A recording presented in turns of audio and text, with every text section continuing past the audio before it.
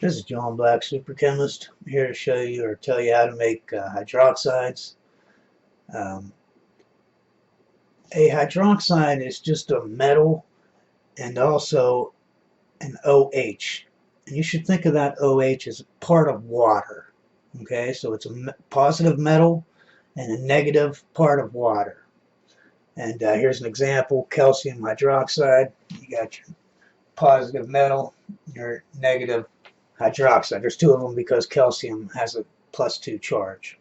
It's in the second vertical row or group of the periodical chart. And I want you to realize, even though this has nothing to do with the video, an acid is just the opposite, because this is a base. A base has the OH, and the acid has the other part of the OH to make water. You can see H2O.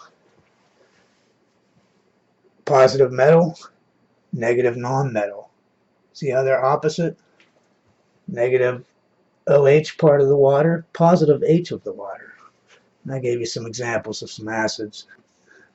But that's just something extra there. How do you make a hydroxide? Well, if you watch my last video on how to make a carbonate, it's almost the same way. Now this is for all or most hydroxides, but definitely not sodium or potassium. The reason why is because sodium and potassium hydroxide is soluble in water, and most other hydroxides are not, or they're slightly soluble, I should say. So it's easy to make them in a way. And you look down here on these equations here. Basically, you just add some sodium hydroxide to any metal salt that you want to be a hydroxide. And then it will make metal hydroxide and sodium salt. See how they're just switching? The sodium's going to make the salt, and the metal's going to get the hydroxide. They're just switching spots. Let's do these examples. Like there's 2 sodium hydroxides and 1 calcium chloride. Now if you put that in solution, those are both soluble, calcium chloride and sodium hydroxide. So they're all going to be in solution as ions. But when the calcium ion goes in contact with the hydroxide ion, it's insoluble. So they will join together and precipitate out of solution. All right, the sodium chloride will end up being together. They're the only things left. So you're always making your hydroxide, but you're also making a salt, a sodium salt. Like look in here. I use magnesium sulfate this time. That's Epsom salt. So of course I got my magnesium hydroxide, but I got a different sodium salt, a sodium sulfate salt. So if you wanted to make a sodium salt, you know what I mean? Let's say you needed a sulfate, get a, magnesium sulfate. If you need a chloride, calcium chloride.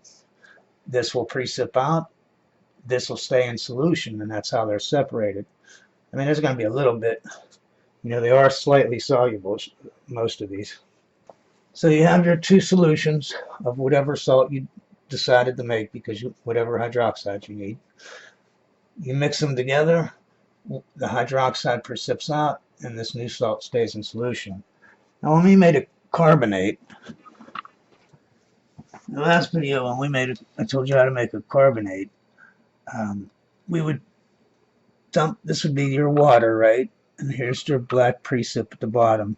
We get a big jug or a big container and fill it up with water so that all the soluble stuff can go in there, and then we can siphon it out. But if you recall in that video, there's carbon dioxides in the water because it's in the air, right?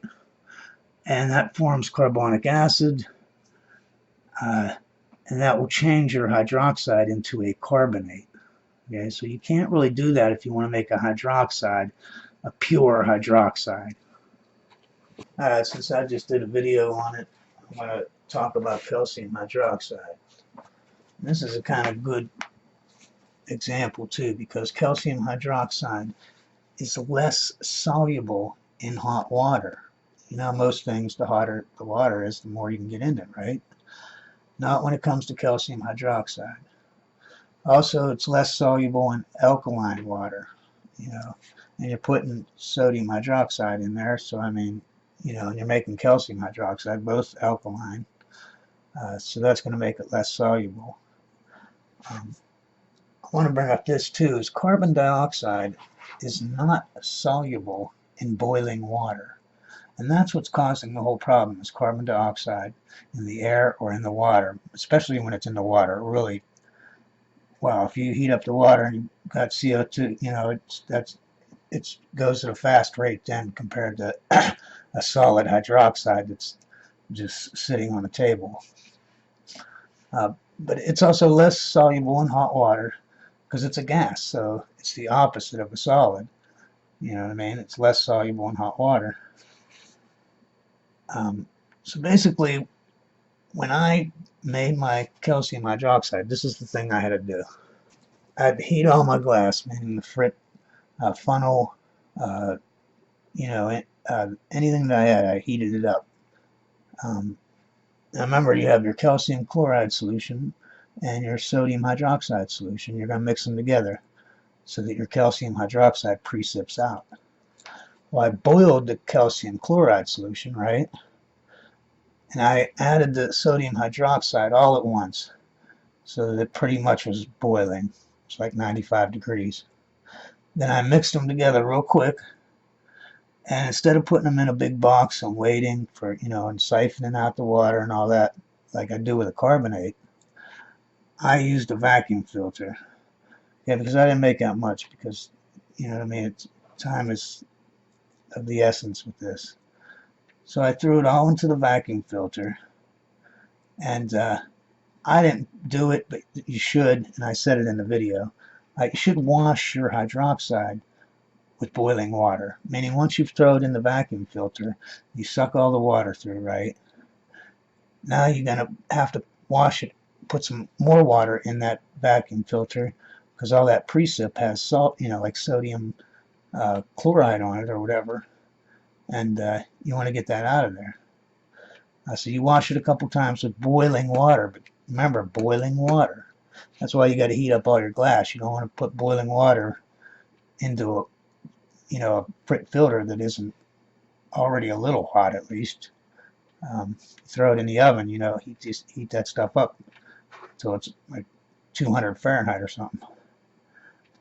So then after that, you would take it and you'd have to dry it under a vacuum. Because if you don't have it under a vacuum, or you don't get rid of the CO2 in the air, it's just going to make it into carbonate. And finally, you need to store it in a vessel with no empty space, or else put a vacuum on the container you put it in. But it's a lot easier just to fill the bottle all the way up to the top so there's no air in there. And then that way it should last a long, long time. You think about it. I made that calcium hydroxide. When I was filtering everything, maybe 15 minutes went by, and then the video was over, and I brought my Frit funnel downstairs to put some acid in it to clean it. Now, before I finished the video, I threw a little chunk of the hydroxide in some acid to see if it fizzed at all. And it really didn't fizz. So that was a good, you know, telling me that there's no carbonate in it. I brought the funnel downstairs. That must have been another 15 minutes. So a half hour between making it and doing this filter thing. This is what happened. Now when I poured the hydrochloric acid into the Frit filter to clean it, you know, there's a little bit of stuff you can't scrape out of the hydroxide, right? But when I put it in there, I could not hear any snap, crackle, pop at all, not even one fizz. Within 10 minutes, you know, the acid still hasn't gone through the Frit filter because it's all caked with that hydroxide. Within 10 minutes, I could hear it starting to fizzle, you know, like it's making CO2. So, you know what I mean? Within a half hour, 45 minutes, it's already starting to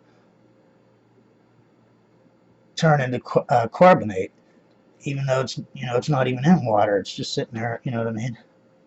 So it's that quick. Anyways, always remember, science is great.